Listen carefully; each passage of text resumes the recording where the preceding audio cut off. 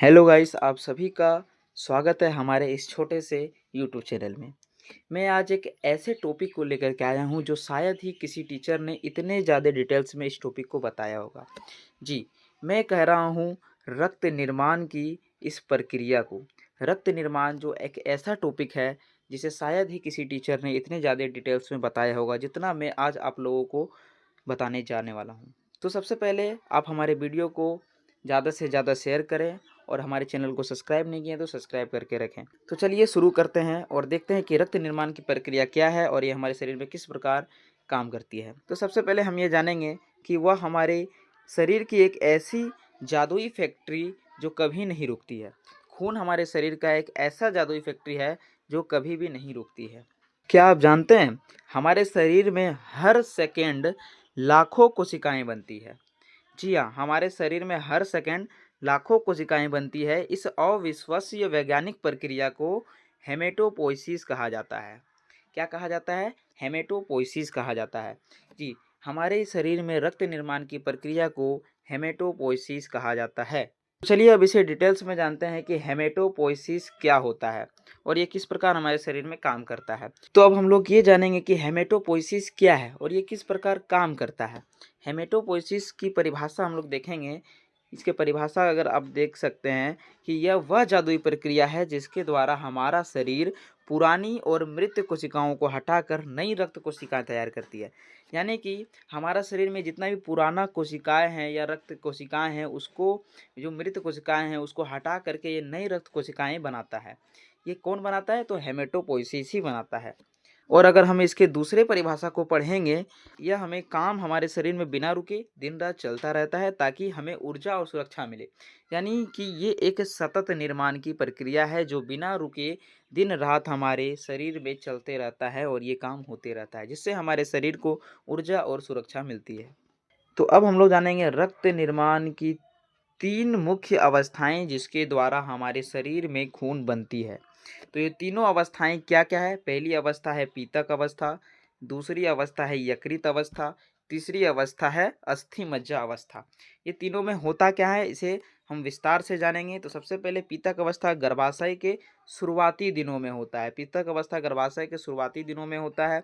यकृत अवस्था गर्भाशय के 24 से 28 सप्ताह में होता है और अस्थि मज्जा जो कि जन्म से लेकर के पूरे जीवन काल तक होता है। तो आइए अब इसे विस्तार से जानते हैं कि रक्त निर्माण की जो 3 प्रक्रिया उसमें पीतक अवस्था किस प्रकार काम करती है। तो सबसे पहले जो ये पीतक अवस्था है ये शुरुआती पोषण होता है। पीतक अवस्था जो एक शुरुआती पोषण है, इसमें जो खून बनता है वो जब बच्चा माँ के गर्भ में होता है तो सबसे पहले इसी पीतक थैली में वो खून बनता है। तो तो आपसे क्वेश्चन पूछा जाएगा कि जब बच्चा अपने शुरुआती पोषण में होता है तो उसका रक्त कहाँ बनता है? तो वो पीतक थैली में बनता है उसका रक्त, इसे याद रखना है। तो आगे जानेंगे, यह नन्हे बच्चों की शुरुआती पोषण और ताकत प्रदान करता है ताकि उसका विकास सही से हो पाए। ठीक है, यानी ये शुरुआती पोषण क्यों होता है? क्योंकि ये बच्चों के पोषण और ताकत प्रदान कर सके। अब आगे चलते हैं और देखते हैं यकृत अवस्था क्या होता है। यकृत अवस्था एक केंद्र है, यानी गर्भाशय के 24 से 28 सप्ताह के दौरान, गर्भाशय के 24 से 28 सप्ताह के दौरान रक्त बनने का मुख्य काम यकृत करता है। रक्त बनने का मुख्य काम कौन करता है? तो यकृत करता है। ठीक है, यकृत करता है। अब डब्ल्यूबीसी बनती है जिससे बच्चे का शरीर तेजी से विकास होता है। इसमें आरबीसी डब्ल्यूबीसी बड़ी मात्रा में बनती है जिससे बच्चों का विकास आसानी से हो सकता है। अब आगे देखते हैं तीसरी अवस्था यानी कि अस्थि मज्जा अवस्था। ये बहुत ही इंपॉर्टेंट अवस्था है जो हमारे जीव बच्चे से लेकर के जीवन काल तक चलता है, जो हमारे बच्चे से लेकर के जीवन काल तक चलता है। तो आइए इसे हम लोग देखते हैं। अस्थि मज्जा जो कि एक स्थायी फैक्ट्री के नाम से भी जाना जाता है। अस्थि मज्जा जो कि एक स्थायी फैक्ट्री के भी नाम से जाना जाता है, जो कि गर्भाशय के अंतिम महीने से लेकर पूरे जीवन काल तक हमारी हड्डियों के खून बनाने का काम करता है। यानी कि जो स्थायी फैक्ट्री है जिसे हम लोग अस्थि मज्जा कहते हैं, वो गर्भाशय के अंतिम महीने से लेकर पूरे जीवन काल तक हमारी हड्डियां ही खून बनाने का काम करती है। यानी हड्डी के अंदर एक नरम स्पंजी ऊतक होता है जिसे ही हम लोग अस्थि मज्जा कहते हैं, जिसे ही हम लोग अस्थि मज्जा कहते हैं, जो हमारे गर्भाशय के अंतिम महीने से लेकर के पूरे जीवन काल तक यही हड्डी हमारे लिए खून बनाने का काम करती है। अब आप लोग देख रहे होंगे स्टेम सेल। अब ये स्टेम सेल है क्या? और इसके बारे में मैंने आपको क्यों बता रहा हूँ। ये एक असली जादूगर है। क्यों असली जादूगर है तो इसे बताते हैं। आप लोग के अस्थि मज्जा में जो खून बनता है, यही स्टेम सेल की सहायता से वो सारा खून हमारे शरीर में बनता है। ठीक है, यही स्टेम सेल की सहायता से वो खून हमारे शरीर में बनता है। यानी अस्थि मज्जा में विशेष कोशिकाएं होती है जिन्हें स्टेम सेल कहा जाता है। ठीक है, इसमें सुपर पावर होता है। सुपर पावर कैसा होता है? ये कोशिकाएं जरूरत के हिसाब से किसी भी रक्त कोशिका में बदल सकती है। ये 3 प्रकार की होती है, यानी आरबीसी, डब्ल्यूबीसी और प्लेटलेट्स, ये तीनों प्रकार के रक्त को बनाती है। अब रक्त की त्रिमूर्ति, द ब्लड ट्रिनिटी, अब ये क्या होता है? ये रक्त की 3 प्रकार है, यानी कि आरबीसी जिसका काम होता है ऑक्सीजन पहुंचाने वाली गाड़ियां, यानी ये ऑक्सीजन पहुंचाती है हमारे अंगों तक। दूसरा है डब्ल्यूबीसी जिसका काम होता है बीमारियों से लड़ने वाले सिपाही, यानी बीमारियों से ये लड़ने का काम करते हैं।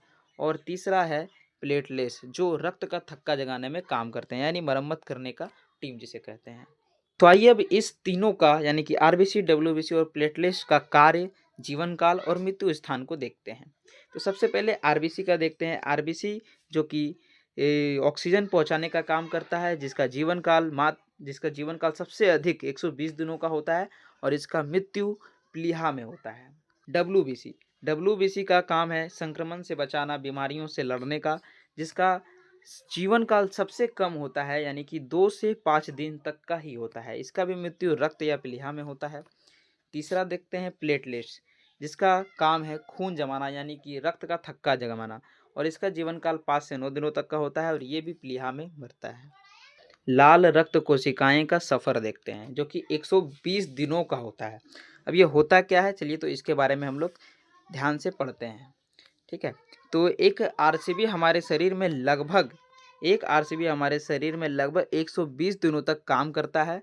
इसके बाद वो प्लीहा में जाकर के खत्म हो जाती है, जहाँ नई कोशिकाएं के लिए इसे रास्ता बनाता है। यानी कि 120 दिनों के बाद ये मर जाती है और इसके जगह में नई कोशिकाओं का, यानी नई आरसीबी कोशिकाओं का निर्माण होता है। तो इस प्रकार हमारे पूरे शरीर में रक्त का निर्माण होता है। अगर आपको हमारा वीडियो पसंद आया हो और इस टॉपिक को आपको समझने में थोड़ा आसानी हुआ हो तो हमारे चैनल को सब्सक्राइब जरूर करिए। मिलते हैं ऐसे ही और न्यू वीडियो में, तब तक के लिए धन्यवाद।